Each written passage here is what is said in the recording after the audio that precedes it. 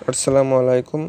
SSC পরীক্ষার যে বিষয়গুলো ভুল করলে আপনার রেজাল্ট আসবে না বা আপনি ফেল হয়ে যাবেন, সেই বিষয়গুলো আমি আজকে নিয়ে আলোচনা করব। পুরো ভিডিওটি দেখবেন, স্কিপ করে দেখবেন না।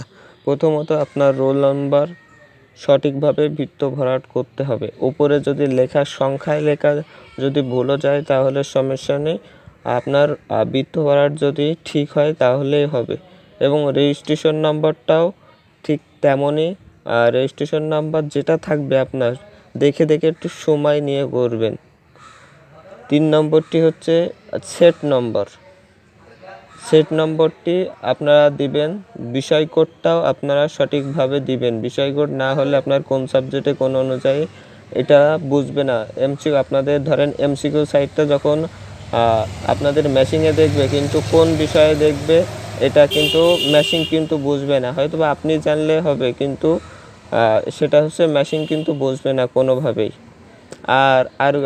আরেকটি হচ্ছে যে আপনারা যে উপস্থিতির স্বাক্ষর, এই উপস্থিতির স্বাক্ষরগুলো আপনাদের দেওয়া লাগবে। এই উপস্থিতির স্বাক্ষর না দিলে আপনাদের অনুপস্থিতির সংখ্যায় আপনারা যোগ হয়ে যাবেন। অনুপস্থিতির সংখ্যায় আপনারা যোগ হয়ে গেলে আপনাদের ওই সাবজেক্টে ফেল চলে আসবে। এই বিষয়গুলো যদি সঠিকভাবে করেন তাহলে রেজাল্টই আসবে। আর এগুলো যদি ভুল করেন কোনোভাবে ক্রমান্বিতভাবে, তাহলে আপনাদের রেজাল্টে আসবে না বা আপনারা ফেল হয়ে যাবেন। এখন আরেকটি প্রশ্ন হচ্ছে যে এই বিষয়টাও আরেকটা, যদি রোল এবং রেজিস্ট্রেশন নাম্বার যদি দুইটার ভিতরে যদি একটা ভুল যায় তাহলে কি রেজাল্ট আসবে? যদি একটা সঠিক হয় তাহলে রেজাল্ট আসবে। রোল নাম্বার যদি ঠিক হয় তাহলে রেজিস্ট্রেশন নাম্বারটি তারা খুঁজে নিতে পারবে বা আপনাদের সেটা তালিকা হিসেবে তারা সংগ্রহ করে তাদেরকে ওই সাবজেক্টে তোমাদের রেজাল্টটি দিয়ে দিবে।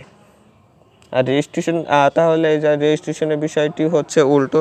তো আমাদের সকল প্রকার নিউজ পেতে আমাদের চ্যানেলটি সাবস্ক্রাইব করে রাখুন, পাশে থাকা বেল আইকনটি বাজিয়ে রাখুন। ধন্যবাদ সবাইকে, সবাই জানাচ্ছি সালাম, আসসালামু আলাইকুম।